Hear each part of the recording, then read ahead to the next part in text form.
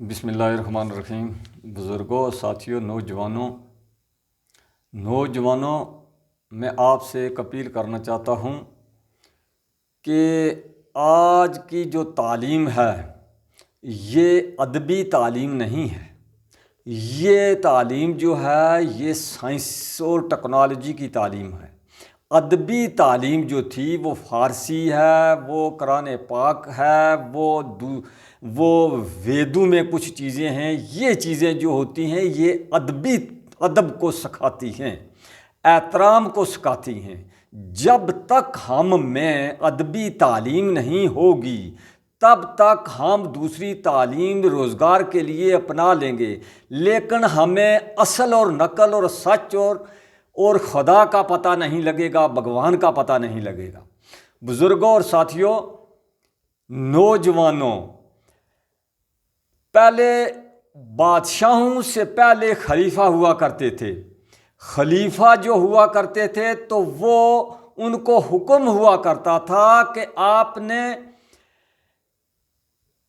اپنی روٹی کھانی ہے، اپنے مکان میں رہنا ہے، صاف ستھرے کپڑے لگانے ہیں اور سب کچھ اپنا کرنا ہے، اور پھر لوگوں کی خدمت کرنا ہے۔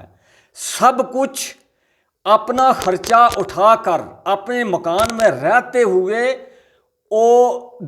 لوگوں کی، مسکینوں، غریبوں، بیواؤں کی تو نے خدمت کرنی ہے۔ خلیفوں کو حکم ہوا کرتا تھا۔ آج جو بادشاہ بن رہا ہے، جو وزیر بن رہا ہے، جو بھی کوئی بن رہا ہے، اس کو سب کچھ ملتا ہے۔ تنخواہ ملتی ہے، کوٹھی ملتی ہے، کار ملتا ہے۔ سب کچھ ملنے کے باوجود جو غریبوں کا حقوق ہوتا ہے اس کو عزم کر جاتے ہیں۔ دیکھ لو ادب میں کتنا فرق ہے، اور آج کی تعلیم جو ٹیکنالوجی ہے اس میں کتنا فرق ہے۔ پھر میں آپ کو ایک بات بتاتا ہوں، ہم سب نماز پڑھتے ہیں۔ ہم جمعہ کے دن جا کر سب نماز پڑھتے ہیں۔ اذان ہوتی ہے، اللہ کی آواز دیتا کہ آؤ نماز پڑھو۔ پھر ہم مسجد میں جاتے ہیں، نماز پڑھتے ہیں۔ اللہ نے حکم فرمایا ہے، اے انسان، اے مسلمان، کہ تو نے اپنی نمازوں کی حفاظت کرنی ہے۔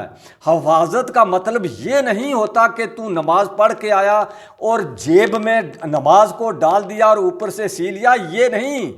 تو نے اپنی نمازوں کی حفاظت کرنی ہے۔ نماز کی حفاظت کا مطلب یہ ہے، جب ہم نماز پڑھ کے مسجد سے باہر جائیں گے، کسی جگہ جائیں گے، ہمیں پہلا کام ہے ہمارا سچ بولنا۔ ہمارا سچ بولنا، حق پہ بولنا۔ ہمیں فراڈ نہیں کرنا، دھوکہ نہیں کرنا، چوری نہیں کرنی، چکاری نہیں کرنی، رشوت نہیں کھانا، دوسرے کا حق غصب نہیں کرنا۔ ہمیں ہر جو برائی کے کام ہیں ان سے نجات حاصل کرنی ہے، ان سے پرے رہنا ہے، دور رہنا ہے۔ اس کو کہتے ہیں نماز کی حفاظت کرنا۔ نہ کہ نماز کی حفاظت یہ نہیں ہے کہ مولوی نے تقریر کر لی اور ہم نے سنا اور بھاگ کر چلے گئے، جی ہماری نماز جو ہے وہ نماز پڑھتے ہیں، لیکن قبول جو ہے وہ نماز ہوگی جس کی آپ حفاظت کریں گے۔ وہ نماز قبول نہیں ہو سکتی جس کی حفاظت نہیں ہے۔ آج دیکھ لو، ہر نوجوان، ہر گھر، ہر جگہ آپ دیکھ لو، فرض آدمی کا کچھ فرض ہیں۔ جیسے پانی ہے، ہمیں اس کی حفاظت کرنی ہے۔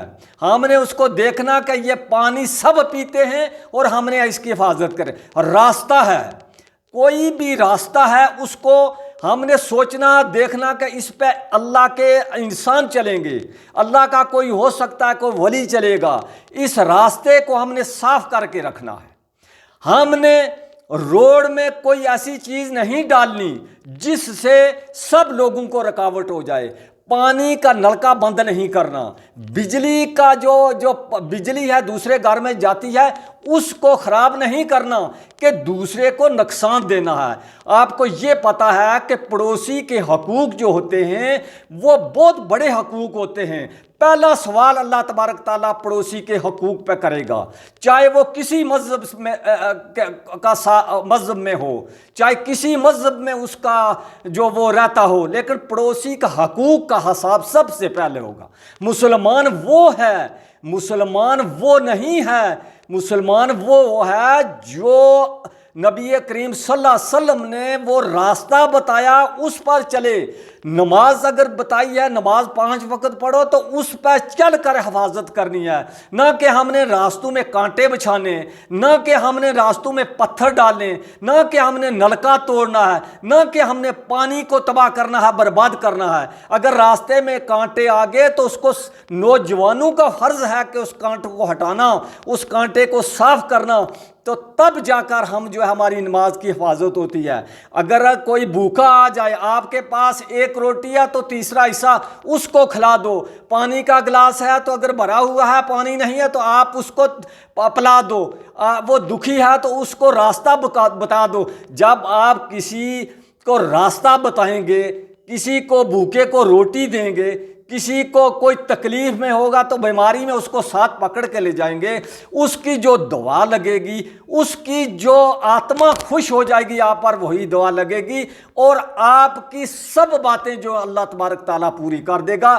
ایسے کچھ نہیں ہونے والا جیسے ہم خالی مولی دوسرے کو تنگ کرنے کی سوچتے ہیں. اللہ بھی ہم لوگوں پر اسی لیے ناراض ہے. السلام علیکم. خدا